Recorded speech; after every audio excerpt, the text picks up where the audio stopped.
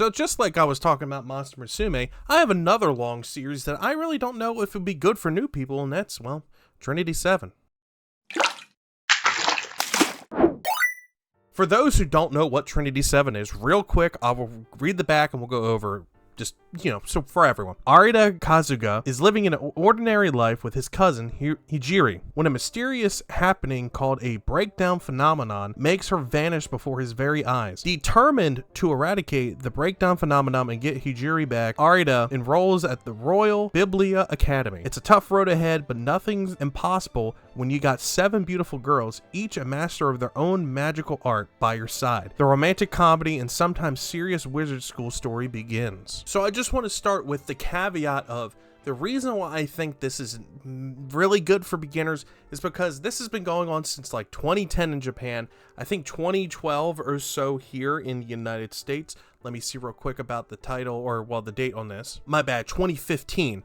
And it has 31 volumes. So thinking about it, it's almost 10 years old. So a bunch of the older volumes might be hard to come across. But yes, this is still in print and there are still new volumes coming out. It's a little hard to come across. Now, I am keeping up with this. This is one of the first series that I seriously started collecting.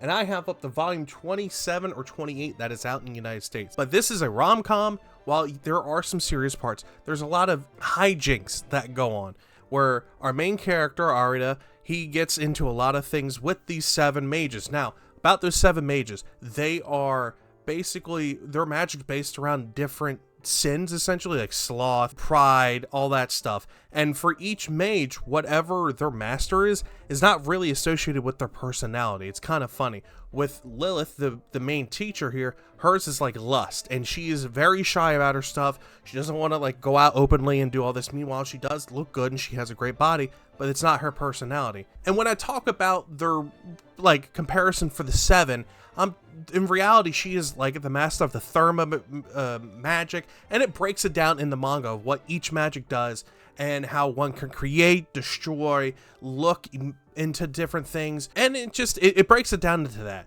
And while you do have these 7 beautiful girls, you have Arita who's trying to figure out his struggle and what he can do.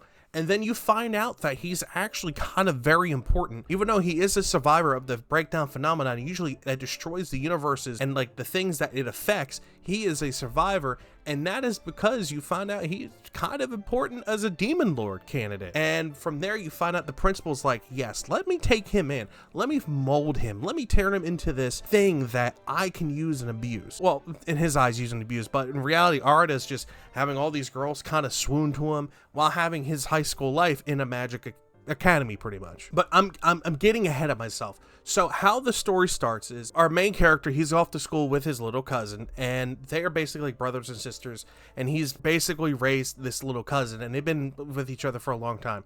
Well, he's off to school, and then he sees this hot person walk by, catches his glance, but he doesn't think of it. And then his cousin Hijiri, I keep messing up her name, comes along and then says, hey, what are you doing? Big bro, well, cousin. And from there, they finish their school day. Well, in reality, while at school, this person shows up with a giant, like 50 count, sticks in his face. Well, that's Lilith Sensei saying, what are you going to do? Who are you? Starts inquiring on it. And that's where we find out Hijiri's not actually his cousin. It's some evil manifestation. And Lilith and this figure end up having a battle. Well, at the end of it, Lilith asks our main boy, Arita, what do you want to do? Do you want to die here? Do you want to give in? What do you want to do? He's like, I'm choosing option 3. I am going to go save her. And I'm going to figure this out and figure out the breakdown phenomenon that you're talking about. Well, fast forward, he gets accepted into the Biblia Academy because of the president that runs the school. And from there, you meet a cast of characters. One being Erin, who wants to be his wife because she believes she is the demon lord's future wife. You find Levi, who is a ninja who uses magic and is very strong. She's very cool too, kind of like a tomboyish thing, very fun. Then you find out about Yui, who is this basically little sister character who is very voluptuous and does like sleeping magic and like mind magic and stuff like that. Very cool. And you find out that he gets this grimoire who ends up speaking with him, and the grimoire's name is Sora, and you see Sora come and is basically its own character. And grimoires are basically I won't say humans, but servants that can take on human form. and he carries one around him that helps him amplify his magic, to which his magic is like gun magic. And I'm getting ahead of myself because that comes into the second volume where he goes on, takes these trials in a dungeon and really becomes himself and figures out his own magic. But basically a lot of hijinks ensue on this, this trip. Now I want to just switch over and like take a quick look into the manga itself, because while it's pretty all right, we're 28 volumes in, and he has gone from highs to lows. The story's thrown out the window because he was chasing one thing, then he ended up doing another thing, then he became a demon lord here and there, and it just kind of exploded.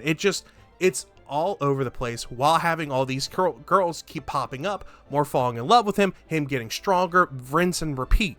Why, yes, I do like this series, and that's why I keep getting it. I think for new readers, this might get old for them and might dry out for them.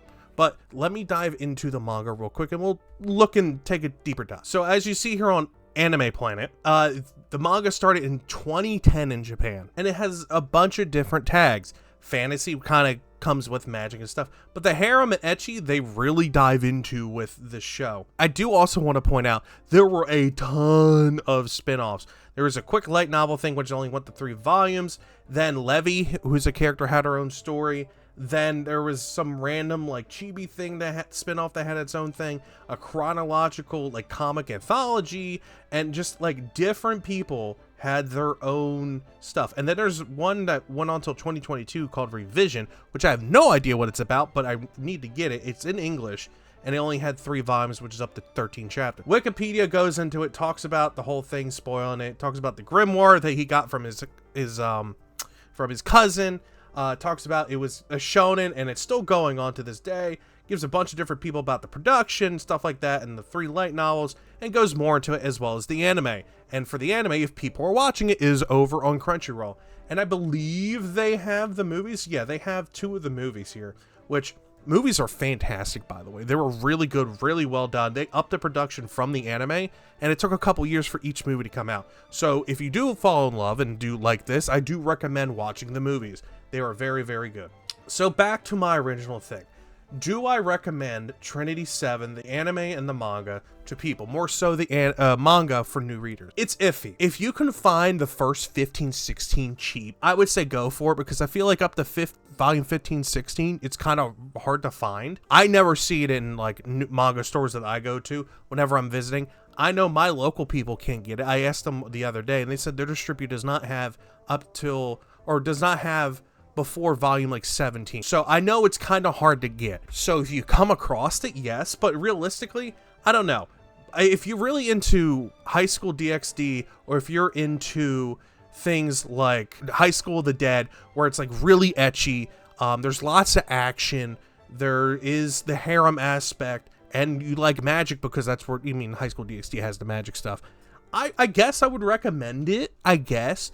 I personally don't know. When it comes to manga reading, I never recommend this as a first starter volume. But hey, it's online for free. You can read it. And then they got the anime. I would at least give the anime a try, that's for sure. But overall, I'm iffy on recommending this. I probably would say no. For first-time manga readers in 2024, I would not recommend Trinity 7. I would wait a little while, get your toes wet, figure out what you like to read, and then go from there. And then I would definitely give it a try eventually. But starting off with having 31 volumes, like 200 plus chapters, it's a lot for people. And I know for casual readers, that's a lot. Hey, that's just my opinion. Let me know what you guys think down below. Let me know if you guys would recommend this or recommend the anime or something like that to new people getting into anime, figuring out what they want to do. Let me know. I love you all, appreciate you all, and I will see you all later.